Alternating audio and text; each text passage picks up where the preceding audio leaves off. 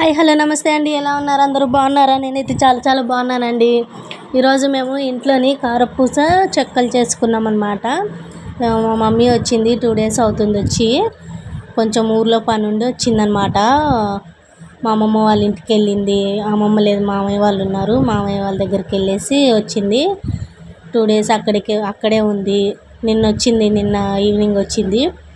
ఇక ఈరోజు కారపూస చెక్కలు చేసామన్నమాట. పిల్లలు ఉన్నారు కదా, చెయ్యమ్మా, మా పిల్లలకి స్నాక్స్ కావాలి కదా, ఏం లేవు, చేద్దాము రా అంటే వచ్చింది. ఇక ఈరోజు స్టార్ట్ చేసామన్నమాట. మార్నింగ్ 10కి స్టార్ట్ చేస్తే 12 అయిపోయింది. 2 అయిపోయేసరికి తొందరగానే అయిపోయింది. ఎందుకంటే కొంచెమే చేసామన్నమాట. కారపూస ఒక 2 కేజీలు చేసాము. చెక్కలు వచ్చేసి ఒక 1/2 కేజీ పిండి కలిపాము అంతే. నేనేం చేశానంటే కారపూస పిండి పట్టించేటప్పుడు రేషన్ బియ్యం ఉంటాయి కదా, ఇవి ఒక 1 కేజీ సపరేట్గా పిండి పట్టించాను అనమాట. ఇంట్లోకి స్నాక్స్ అవి ఇవి చేస్తుంటాం కదా, ఈవినింగ్ పిల్లలకి పకోడీ అని, ఈ చికెన్ పకోడీ అని అలాంటివి చేస్తాం కదా.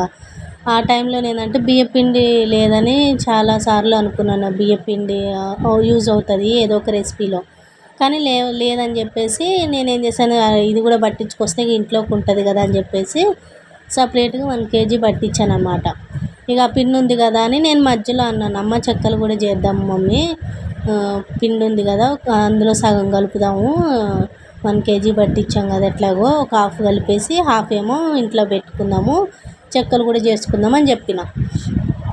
అయితే మళ్ళీ అమ్మ ఈరోజు మళ్ళీ మామయ్య వాళ్ళ ఇంటికి వెళ్ళే పని ఉందన్నమాట.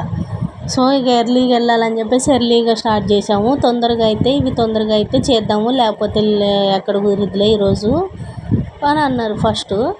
ఇక 11:30 12 వరకు కారపూస అయిపోయింది. ఇక తొందరగానే అయిపోయింది కదా, ఇది కొంచెమే కానీ ఇక అప్పటికప్పుడు పిండి కలిపింది. పచ్చెనగపప్పు నేను నానబోసా, ఒక 1/2 అవర్ ఏమో నానబోసా. కలిపితే 1 కేజీ పట్టించే కదా, అందులో హాఫ్ పిండి కలిపింది, ఒక 1/2 కేజీ మందం కలిపేసి ఇక చెక్కలు కూడా చేసేసింది అనమాట.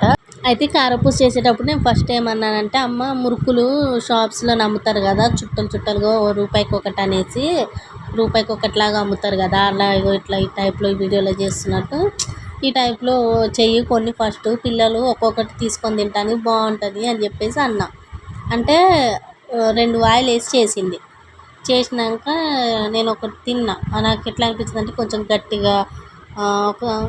గట్టిగా ఉన్నట్టు అనిపించింది. పిల్లలు తినలేరేమో అనిపించింది. ఇక మళ్ళీ వద్దులే ఆపేసే, ఇంతవరకు చాలే.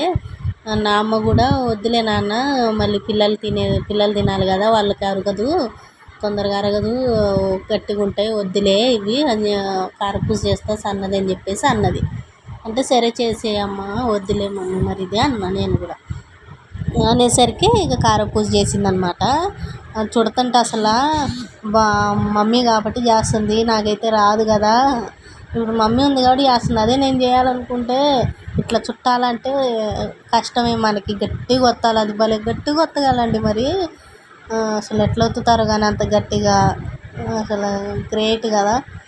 కానీ మనకు రాదు అంత గట్టిగా ఒత్తి కారపూస చేయాలంటే.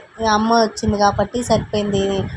అన్నాలే నేను, అమ్మ వస్తున్నా, పని ఉంది, ఊర్లో వస్తున్నా అంటే, 2 రోజులు ఉండాలి మమ్మీ, ఇట్లా కారపూస చేయాలి, ఎప్పటి నుంచో చేద్దాం అనుకుంటున్నా కానీ నాకు రాదు కదా, చేయాలంటే కుదురుతుందో లేదో అని చెప్పేసి ఆగుతున్నాను అంటే సరే అన్నది. ఇక నాన్న కూడా సరే నేను 2 రోజులు ఉండరాలే, నేను కూడా వస్తాను, సండే రోజు వస్తాను, హాలిడే లీవ్ పెట్టేసి ఆఫీస్కి 2 రోజులు ఉండలే, పిల్లల దగ్గర చెయ్యి అని చెప్పేసి అంటే ఇక ఉండి ఇవన్నీ చేస్తుంది అనమాట. నేను చాలా టైమ్స్ చేద్దాం అనుకున్నాను. మొన్న సమ్మర్లో కూడా పిల్లలు స్కూల్ స్టార్ట్ అవుతుంటే చేయాలనుకున్నాను, పిల్లల కోసం కొంచెం మామూలుగా ఒక 1 కేజీ 2 కేజీస్ చేద్దాం అనుకున్నా ఇలాగే. కానీ భయం వేసింది, ఎప్పుడు చేయలేదు కదా, ఆయిల్లో చేయాలి కదా, పిండి అంతా తెచ్చి కలిపి పట్టించుకొని వచ్చి చేసి అంత చేసిన తర్వాత తీరా ఒత్తటం రాలేదనుకో, అది చాలా గట్టిగా ఒత్తాలి, రాకపోతే ఇబ్బంది అవుతుంది, మళ్ళీ ఆయిల్ పడినా చేసిన పిల్లలు ఉంటారు, ఎందుకులే అని చెప్పేసి అమ్మని పిలిపించి ఇంకా అమ్మతోనే చేయించాను. చెక్కలు అయితే నాకు చేయటం వచ్చలే కానీ అమ్మతోనే చేయించేసాను అనమాట 2.